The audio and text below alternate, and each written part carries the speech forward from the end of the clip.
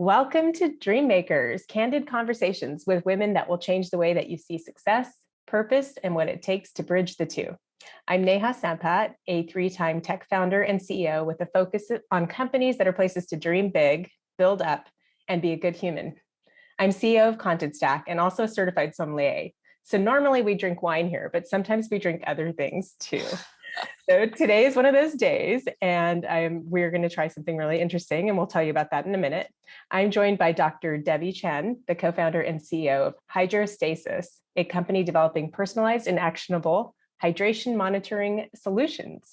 Today, we're going to talk about the challenges of academia, building a business in the face of bias, and refusing to be pigeonholed. Let's get started. Hi, Debbie. Hello. Welcome. It's so nice to have you here.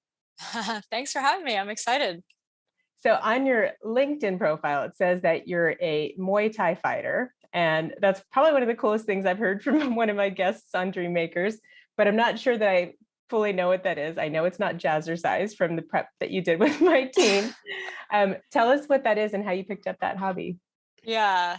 So the story was that I actually thought it was jazzercise. I didn't actually know what I was getting myself into. But Muay Thai is a traditional martial art originating from Thailand. So it's very similar to kickboxing, but it's also not just punches and kicks, but you also get to do knees and elbows. So I call it beautiful violence, if you will. It's the technique is very beautiful, and if you do it right, it's really fascinating. So yeah, it's pretty crazy. So Is it I don't know. like fighting and dancing kind of combined? Yeah, I mean, martial art is an art, right? So there's a lot of sort of technique to it and discipline and kind of knowing your body, right? Every dancer is different, and how your body moves. It's the same thing with martial arts. And so understanding your body and your strengths and what you need to work on and all this stuff, it's just never ending for me. That, the fascination with, how you can continue to get better every day. And really it just meshed into my founder journey. So it's actually really cool. That's really cool. We're going to talk more about that in a little bit. And I'm super inspired to hear more about it. So what we're drinking today is Sanzo Sparkling Water. I sound like I'm like an infomercial or something. I swear they're not paying me for this. I was just looking for something kind of interesting. And what I like about this brand is that they're pairing Asian flavors with a modern taste, and it's still like 0 added sugar. And so you get like, the benefit of having a sparkling water, but with some interesting flavors. So this is a lychee flavored sparkling water. They also have mango and calamansi, which is like a type of lime. So let's give this lychee. Yeah, I'm going to open it up. I haven't even opened it. So they say it's made with real fruit. You're supposed to serve it chilled. 20 calories. Cheers. It's good. It tastes like you're like having a lychee, but it's like carbonation. Yeah, it tastes very like Asian in like I don't know how else to say it. You know what I mean? I do, because like people don't eat a lot. Lychee or lychee? I don't know. I've heard it both ways. In Chinese, it's lychee, but I think in English most people say lychee, but I'm not sure. That's an interesting one to look up later. But in India, in India, it's really a popular fruit, and it is also in China and other parts of Asia, and not as well known here. So kind of a delicacy and a lot of fun. I love it. Awesome. So let's jump into your background. Tell me a little bit more about you and kind of your journey. So you have a PhD in biomedical engineering and started off in academia. So tell us about what you were doing. And then my understanding is that wasn't academia wasn't your favorite thing. Tell us a little bit about that too. Yeah. Well, yeah. So I sort of grew up thinking that science was truth, right? And I wanted to be adding to the knowledge base of humankind, or these like really lofty goals, and I thought that was what I wanted to do, and hence I did a PhD, and of course biomedical engineering was fascinating, and so my PhD was at Tufts University. I was studying near infrared spectroscopy, the technology that Hydrostasis is using, but on a different application. So we were developing a diagnostic for peripheral neuropathy. And so we thought that, hey, maybe we could tell before the nerve is damaged, that there is a change in the blood flow surrounding the nerve. So that's what I did for my thesis, which was Can you fascinating. can Yeah. I interrupt for a second? Can you say that word again a little slowly? Which one? Peripheral. Oh, peripheral neuropathy. Yeah. So in peripheral neuropathy, a lot of diabetics get peripheral neuropathy, which is sort of tingling. They call it like hands and socks, gloves and socks syndrome a little bit, because the hands and feet get tingly.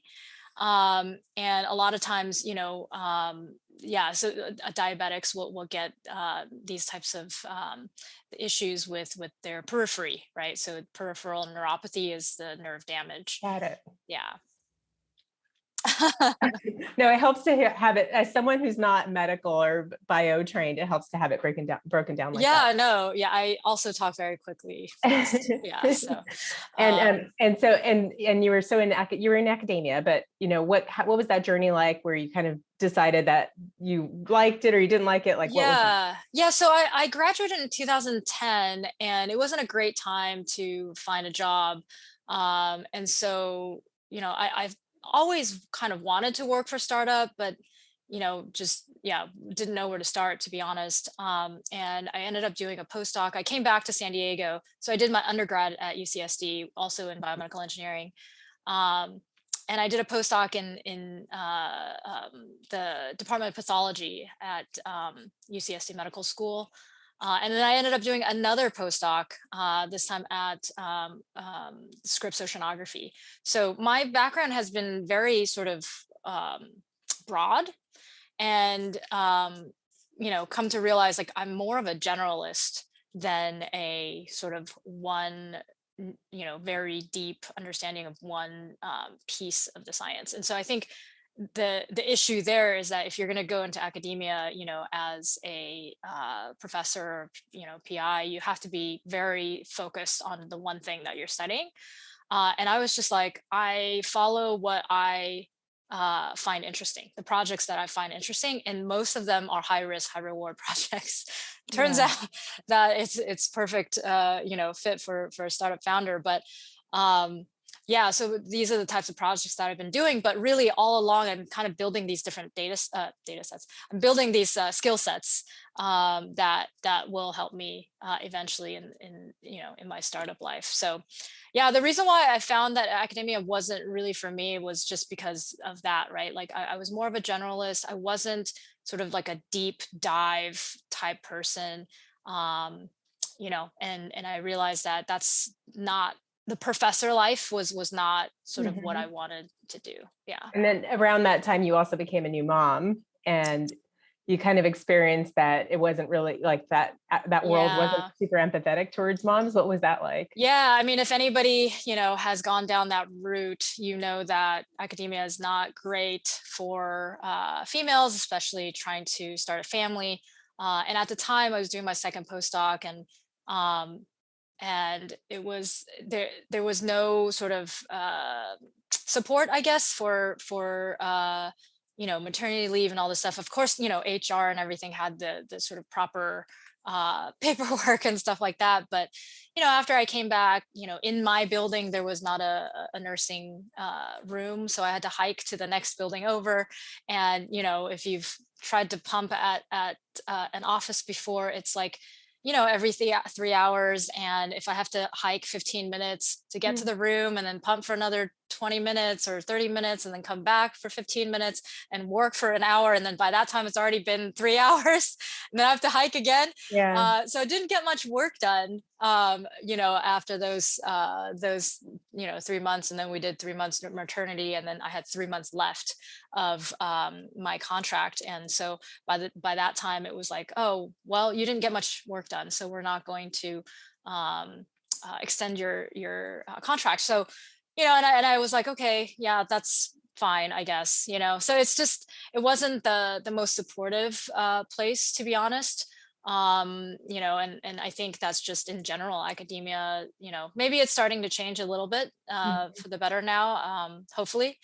But when I was there, and also, engineering is mostly male, right? Yeah.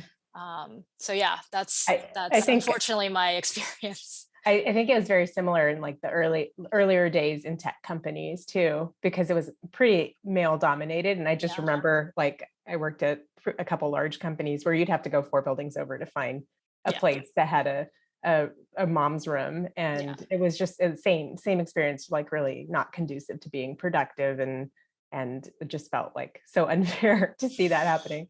yeah, Um, okay, so let's revisit Muay Thai. Is that no Muay Thai? Is that yeah. More time. no? Yeah. Okay. Okay. Sounds like that training was kind of just what you needed at that point in time. And you said something in the pre-interview that was interesting. You said that fighting helped you defend yourself both on and off the mat. Can you expand on that?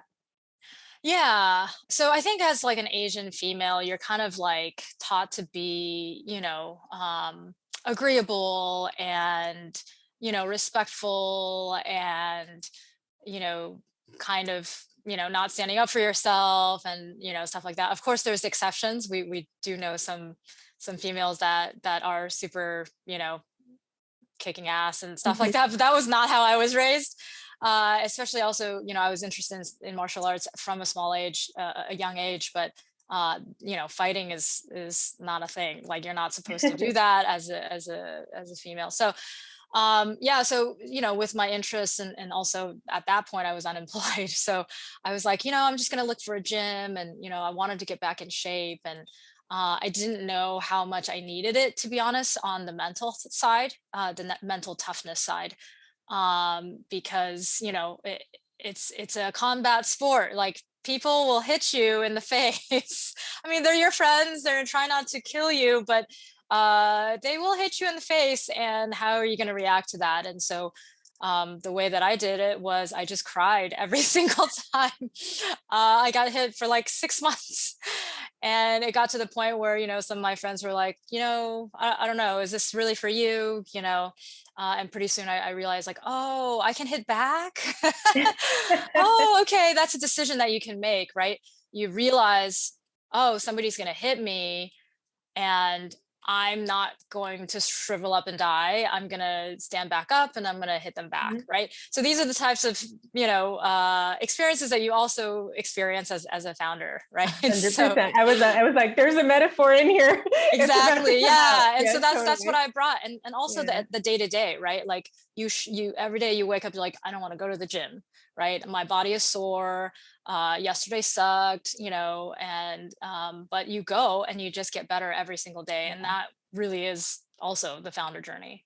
For sure. Yeah, I always think about like the hardest thing is showing up. And in it, that's true of like if you're in a exercise regime, you're trying to like play your game up. It's also true with Yeah, just running a company or being an entrepreneur or being a founder, like just the yeah, constant fight of like just get out of bed and yeah. show up and like and face it. Yeah, and I think, once I started fighting, so I actually, competed in the ring, and that was a whole another level of scary.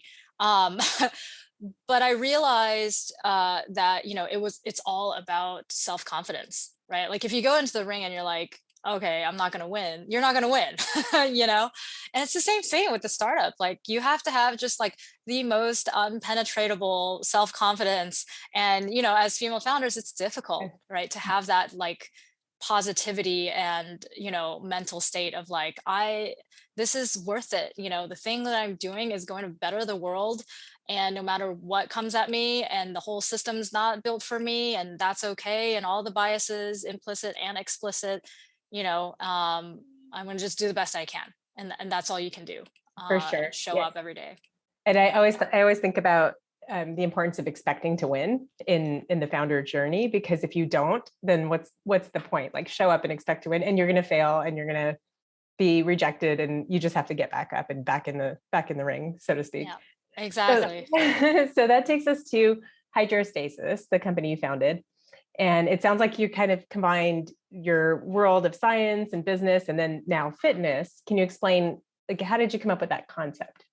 Yeah, it was all through, my personal experiences with hydration. So when I started training, I realized like I cramp all the time, right? Like I didn't know how to hydrate myself. And I hear all these things like drink 8 glasses of water. I was like, okay, but that doesn't mean anything if I'm going to the gym for like 2 hours, right?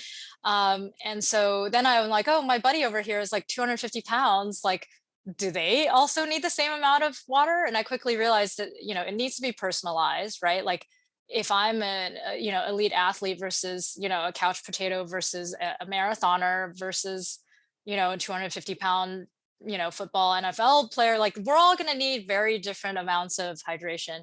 And what is that? And nobody knows. Literally nobody knows. And it's like, I try to go out and buy these products, right? And it didn't exist. And I was like, okay, well, what, maybe I could do it, right? And so I thought about the signals that we were looking at, when I was doing my thesis. And one of the signals that we did see was the hydration signal, the water signal in the spectrum, in the near infrared spectrum. And we actually tried to avoid that signal because it was not what we were interested in. So we actually used that as like, okay, that's noise. We don't want to look at it. So we wanted to focus on whatever else we were looking at. And I was like, oh, I wonder if we could just focus on that, right? And so yeah, it was really kind of all of these pieces of my life coming together. And then also quickly I realized, my background is biomedical engineering, and there's a huge need in the clinic. I experienced it when I was pregnant, and everybody's like, drink more water, and I almost fainted and fell down a flight of stairs, and I'm like, this is super super dangerous. Like, why can't I know before I get lightheaded and low blood pressure that I needed more water, right? And I didn't know. And so that really kickstarted the interest in the clinical path for me. Yeah. I mean, that, and what an inspiration, right? Just to going through that journey yourself. Where do you think the product is in terms of product viability now? Yeah, so we've actually proven that it works. We've proven that it works on the bicep and the wrist now. And the reason why first of all, we kind of avoided the wrist because the wrist is a very noisy place for a wearable. But that's really where everybody is used to wearing devices. And also we had all these smartwatch manufacturers, coming to us and asking us for these solutions. So they really are excited for sort of the next big bio insight, right? Everybody has steps and heart rate and pulse oximeters and all the fancy stuff. And what is next, right? And so we're really sort of riding on this healthcare at the wrist, right? And so we have all of these bio insights, and we really feel like hydration is the next big bio insight. So yeah, right now we're evaluating our sensor systems and our algorithms with some of these top tier smartwatch manufacturers, hoping to get it out into some well-known smartwatch brands by the end of 2023.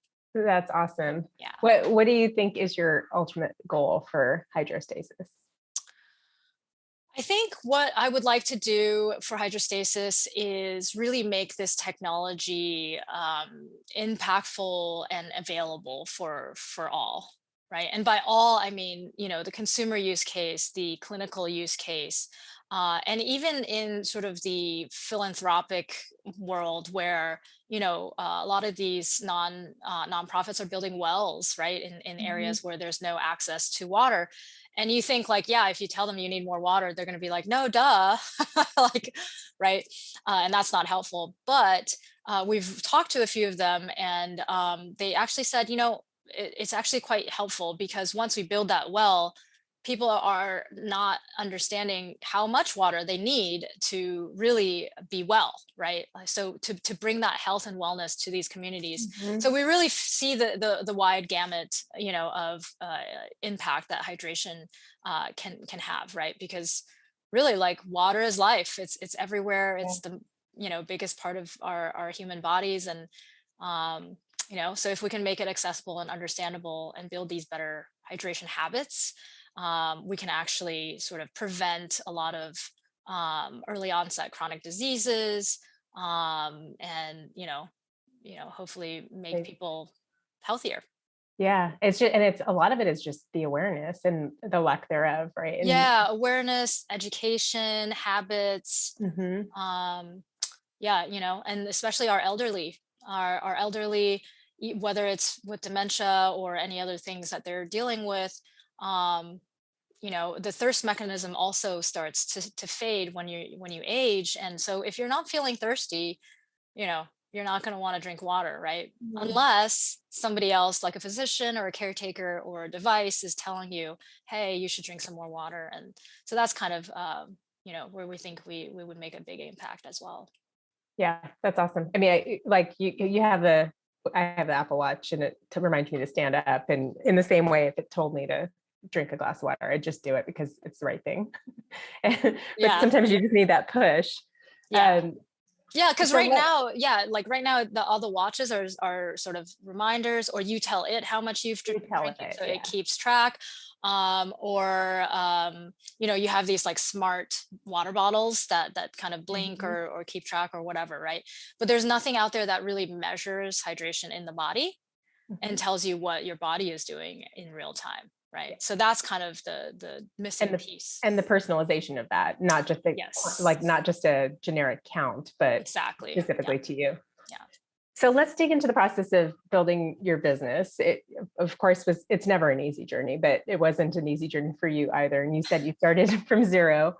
As sort of an outsider to fundraising, what has that process been like for you? Yeah, it's been tough, like as female founders are not not well funded. I think it's Mhm. hovering around 2% these days. And COVID's been a huge impact as well, because a lot of females are sort of giving Primary up on their caretaker. dreams. Yeah, Mhm. and they're primary caretakers and their kids are at home, and they have Yeah. to homeschool, etc. So it's just been a challenge. There's unconscious and very conscious biases that I've seen, and sort of the lack of examples and the lack of investors that are in the space. So a lot of times the sort of life science folks are mostly male on the investor side, and well, investors across the board are mostly male, but especially on the deep tech and the life science sectors. And so it's something that we're continuing to work with. I work with several groups of female focused investors, and that as a founder's perspective, I'm trying to help build that side of the table as well. Yeah. So yeah, that's pretty much all we can do, right? We got to start somewhere, and you got to just keep going, I guess, right? For sure. And like I remember early in my journey, people used to ask me this all the time, and it drove me nuts because it wasn't right for me, but I'm going to ask you anyway. Sure. So why wouldn't you just ask your friends and family or people that you Yeah. already know to invest Yeah. in you? Yeah. I mean, I, I, first of all, I didn't, go to Stanford MBA or Harvard MBA, right? Like that's, if that's a built-in network that you have to ask your Mhm. friends.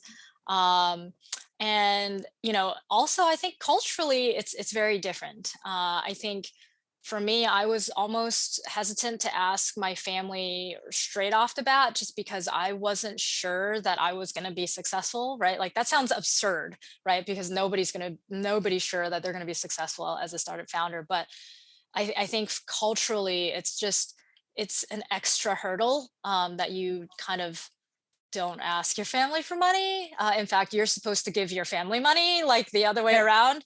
And 100%. so, yeah, I think culturally it's a little bit different. And it wasn't until I was further along that I personally was able to ask my family, and they did end up investing a little bit. But yeah, it's for one, my family didn't come from the riches, and so there's not that much money. But even then, like I was not comfortable asking them. Yeah, I totally understand where you're coming from. And it's interesting because as kind of the caretaker gender, we feel a sense of responsibility of taking care of people and not Right. imposing anything on them. And then there's just a sense of responsibility of being successful and ensuring that you are on a path to success before imposing anything on anyone else. Right. Like it's just it is very much cultural and just kind Yeah. of who we're born into. And I'm with you on like I couldn't put that onto my family, and also not going to an Ivy League and not, just there's all these biases that people don't really have, Yeah.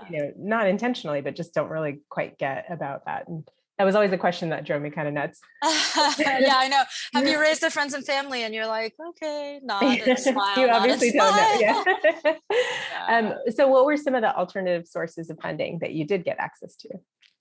So, funnily enough, as I was, at the gym and working my butt off, I met some friends at the gym. They were also business owners, and they're also not high net worth individuals, but they understood what it takes to start a business. And I spoke to them about it, and they became my first angel investors. Nice. And I'm eternally grateful because so what they invested was, first of all, they're not technologists, they're not biomedical engineers, they don't understand, they definitely understand the need from an athletic perspective, but not the technology side. But what they invested in was my work ethic because they saw me working day in, day out at the gym. Right. So I think it's really interesting, because, as an angel investor, like you invest in the founder, right? And they didn't even, this was an idea stage at that point. And, now I have all data and prototypes and a team and all of this stuff. But before I had an idea and they invested on my work ethic. Right. So it's incredible. I think that's a really great lesson. And I just want to kind of underscore that for our listeners. There's also part of it that is being comfortable talking about your idea in a setting where otherwise that it's like a little bit opportunistic. You're with people that maybe have the means to support you, but if you're not talking about it, they'll never know, and it will never manifest into anything. So some of it is like, I feel like there's a lot of early stage entrepreneurs that hold back and don't want to share their ideas because they're afraid it'll get stolen, or that's not a thing. Like, talk about it, because you never know who you're around and who might be able to actually lend a hand. Everybody always says you're always pitching, and I always found that kind of annoying to be like always pitching. What do you mean? But really it is, right? Because as a founder, like, it's all encompassing. You the last thing you think about when you go to bed is like, oh, all the things that's going on and going right and going wrong, and the first thing you wake up is like, oh yeah, like I have all these meetings. And so, I think being able to speak to anybody, even at the grocery store, like, oh, what do you do? Oh, how, are you hydrating enough? Whatever, right? Is helpful, and you never know who you're going to bump into. Yeah, for sure. Well, and you obviously have a lot of passion for this, and that it's different when someone pitches with passion. It's like authentic and genuine versus selling. And you're not selling, you're just talking about something you obviously believe in. And I think that comes across a lot differently too. Yeah, for sure. We had a guest on this show that talked about our duty, and partially that's just as women and women that have taken the leap to transfer the knowledge, meaning that we don't all have to make the same mistakes to have an equally difficult path. What are some of the unsaid things that you learned by just going through this process? And what would you share with people that are maybe a step behind you? I think the most helpful thing, and it definitely wasn't overnight for me, and it's a constant work in progress, is self-awareness. There's a deep need for really understanding yourself. And for me, it was like, why do I respond this way to certain things, right?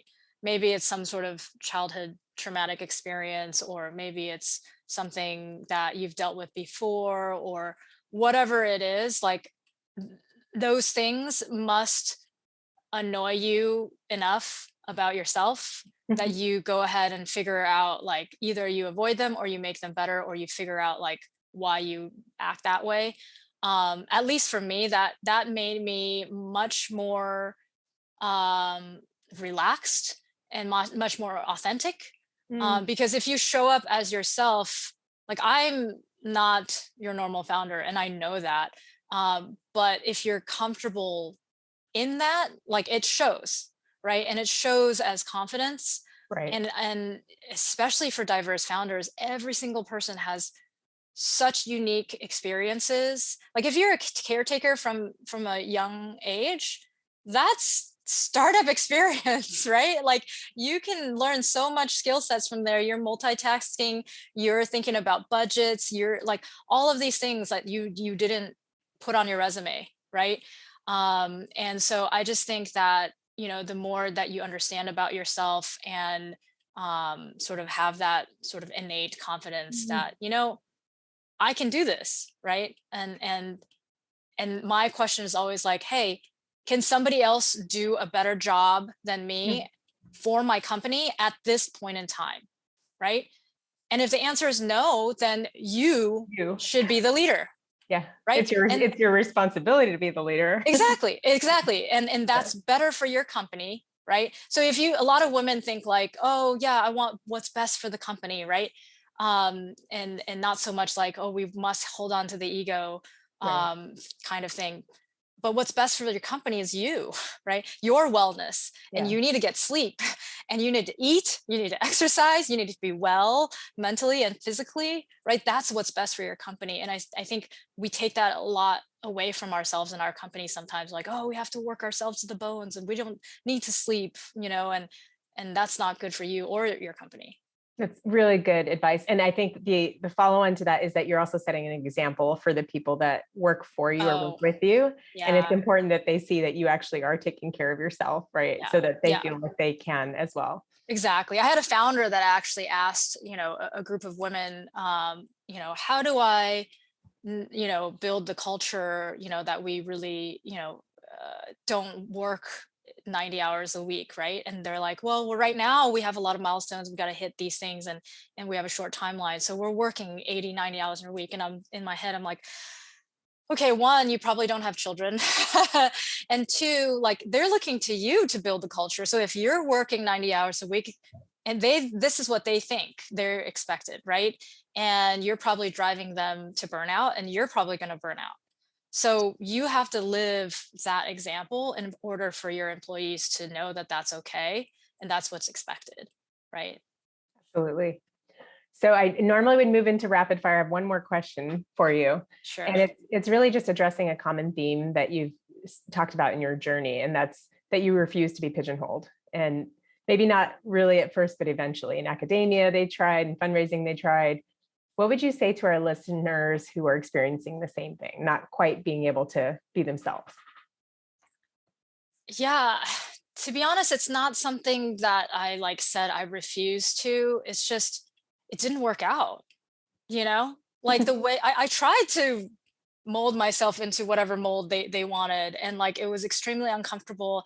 It wasn't, perhaps values aligned. I was uncomfortable doing it that way, whether if it was, a business model or, how to hire my employees or whatever it is. Right. And so I eventually found my own way that I was comfortable with, that I was happy with, and my team is spectacular. And so it's sort of just, again, being self-aware and figuring out what works for you and your company, and that makes your employees happy. And that's what it is. Like, my question to myself always is like, if I had a hard day, it's like, would you rather be working for another company? And if the answer is no, then you're like, okay, I had a hard day, right? But I would still rather be working for this company and this team and this product and this vision, right? So yeah, I think that's it. It's like, what makes you happy and comfortable and able to do your dream. Yeah, do your best work, be authentic, and be self-aware, I think, are the big themes. Awesome. Okay, I'm going to move into my 4 rapid fire questions. The first one of which is, what's your wake-up song? I found that funny because I don't really have a wake-up song. I have my 5-year-old wakes me up every day. He wakes me up around 6 or 6:30 every day. So he's very excited to wake up. But I think there's a couple songs that come to mind. One is My Shot from Hamilton. So that always pumps me up because I'm like, yeah, I'm not gonna miss my shot, right? And then the second one is actually Garden Song by Dave Mallet. It's an older song, but it really talks about the lyrics like inch by inch, row by row. I'm going to make this garden grow, right? So it's kind of like the startup journey, right? Like, it's not overnight, and you just do it, inch by inch, day by day, and you keep going and you hopefully harvest it at the end. That's awesome.